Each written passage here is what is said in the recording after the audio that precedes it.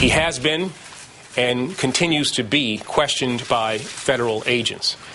As a result of those communications, Shahzad has provided useful information to authorities. Joint Terrorism Task Force agents and officers from NYPD interviewed Mr. Shahzad last night and early this morning under the public safety exception to the Miranda rule.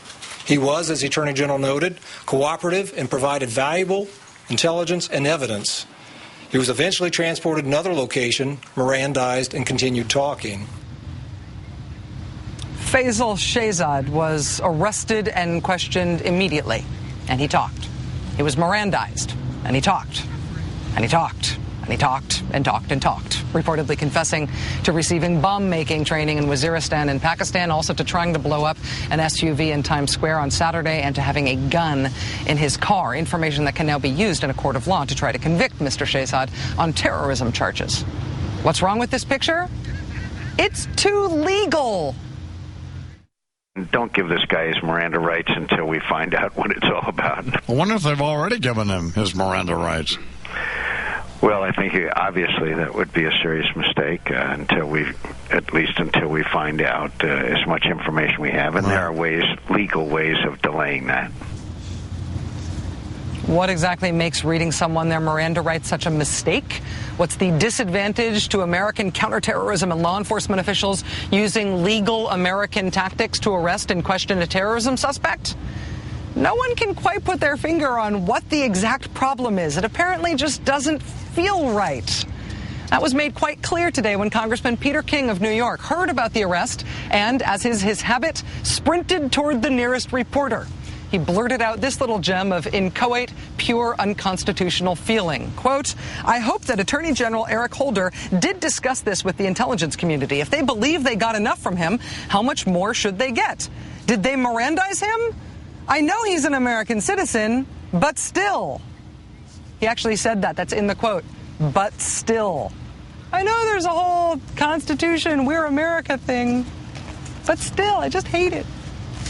Senator Joe Lieberman took that free-floating, strategically incoherent anti-Constitution feeling even further today, announcing plans to amend American law to strip you of your citizenship, not if you're convicted of anything, not if you're even suspected of anything, but purely on the basis of the government deciding you have bad affiliations. There is an existing law, which hasn't been much used. It says that if an American citizen is shown to be fighting in a military force that is an enemy of the United States, then that person loses their citizenship, and they no longer have the rights of citizenship. That's an old law that was adopted during a very different time of conflict. I think it's time for us to look at whether we want to amend that law to apply it to American citizens who choose to become affiliated with foreign terrorist organizations, whether they should not also be deprived automatically of their citizenship and therefore be deprived of rights that come with that citizenship when they are apprehended and charged with a terrorist act. Automatically deprived. It should be noted that Senator Lieberman is a little unclear on his facts here. If you are arrested in the United States of America, the reason you get due process rights, the reason, for example, you get read your Miranda rights is not because you're a citizen. Even foreigners arrested here get due process and get read their rights. The reason you get due process if you are arrested in America is because this is America. Remember? We called Senator Lieberman's office today for clarification on his call to strip Americans of their citizenship without trial and without due process. As usual, no one in his office would call us back, which makes me worry that maybe he's decided to declare me not American anymore, and he didn't want to make an international call. Joining us now is Chris Hayes, Washington editor of The Nation magazine. Hi, Mr. Hayes. Nice to have you on the show. Ms. Maddow, how are you? I'm good. I'm on the banks of the Mississippi, and so far, only half the bugs in town know I'm here, so I think I'm ahead of the game. Yeah, it's nice to have some co-hosts. Yes, that's exactly right. Carry a little of the burden here. Faisal Shehzad apparently is talking quite readily to his questioners right now, and he was given his Miranda rights. Yet we are having a lot of outrage on the right that he has been Mirandized. Do you understand the anti-Miranda argument? Is there some substance to it? No, I mean there's two strains of it. One is essentially just bad faith attempts to continue to use this terrorism cudgel on the president to try to move the debate as far right as possible, to try to wound the president, to try to create this narrative of weak on terrorism. So there's just a kind of bad faith, knee-jerk way of attacking the president. Then there's people that are prosecuting a very old ideological grudge against Miranda. I mean, when Miranda was handed down in 1966 by the court, conservatives hated it then, and they've hated it for decades. They don't like it. They probably don't want you or I or citizens to have Miranda, a lot of them. So there is this old ideological vendetta that's being prosecuted against Miranda that is at the core of some of this.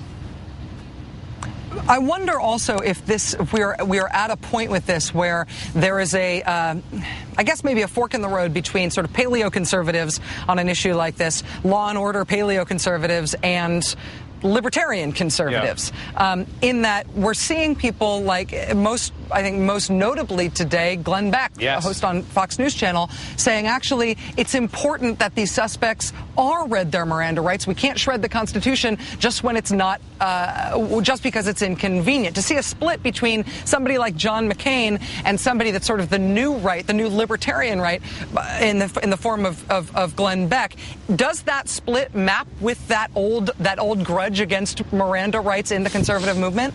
Yeah, I think so. I mean, this is a sort of interestingly knotted ideological space, but I do think that one of the things you've seen is the influence of this kind of libertarian streak, particularly the campaign of Ron Paul and Ron Paul's views, has sort of suffused the Tea Party movement and the right, but only the parts of the arguments that have to do with the state's use of economic power, or wielding of economic power, and all the critiques he makes of American imperialism abroad and also the national security state's wielding of power here at home have been jettisoned because the neoconservatives control the kind of foreign policy apparatus. The question is whether that can be pried apart, and I do think there have been increasing concerns, and just in conservatives that I follow and read, about encroachments of the state in these kind of civil liberties situations. And I do think there's at least a potential for a fissure there. I don't think it's fully developed yet.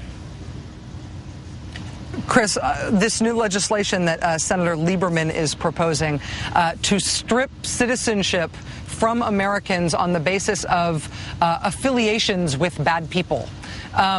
Is this the sort of thing that Joe Lieberman might sort of like run with relish, not because he wants to pass it, but because he really enjoys making liberals mad? Oh, God. Well, if he does, it speaks truly poorly of his character. I mean, I hope Joe Lieberman wakes up tomorrow and regrets saying what he did, because what he's proposing is a really odious piece of legislation. I mean, first of all, let's just say that the adjective affiliated in that sentence is doing a tremendous amount of work. That is a very, very loose criterion to establish for, quote, stripping someone of their citizenship. And second of all, as you noted, citizenship doesn't come to play in Mirandizing. I mean, this argument, this zombie argument that Miranda only applies to citizens, refuses to die. And now we're seeing that they didn't even take that seriously to begin with, because now that it comes up here, they want to get rid of the citizenship. Washington editor of The Nation, Chris Hayes, identifying today's zombie argument that won't die, for which we are very grateful. Thanks, Chris. Appreciate your time. Thank you, Rachel.